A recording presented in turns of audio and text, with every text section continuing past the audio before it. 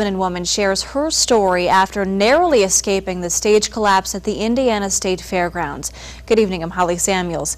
Officials say a gust of wind caused that stage to fall, claiming the lives of 5 people and injuring 45 others. Alexa Ashwell spoke with the witness, and she joins us live with her story. Alexa? Holly, Paula Reed Stout isn't a typical fairgoer. However, when she and her husband learned Sugarland would be performing, they packed up for a weekend trip with another couple.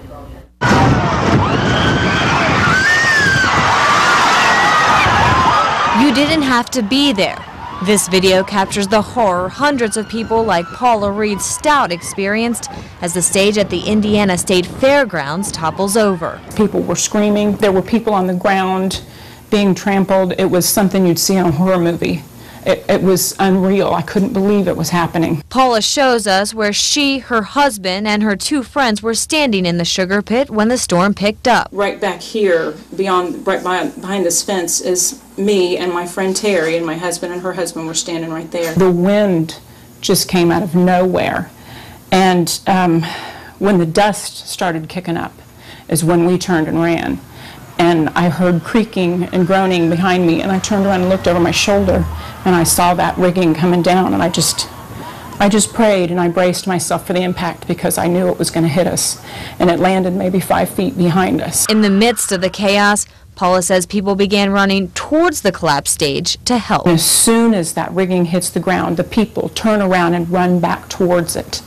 Those brave people that held it up to try and get the injured out. 45 people were injured and 5 killed, including 42-year-old Tammy Vandam, 29-year-old Christina Santiago, and 49-year-old Glenn Goodrich.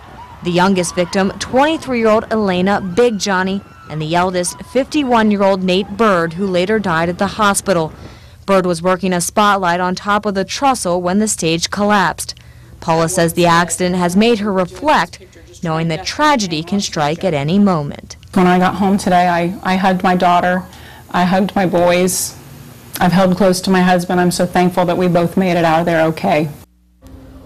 Now officials are continuing to investigate. The State Fair was closed today. However, it will reopen at 8 a.m. tomorrow with a public remembrance ceremony for the victims at 9 a.m. Reporting live, Alexa Ashwell, 2 News on your side.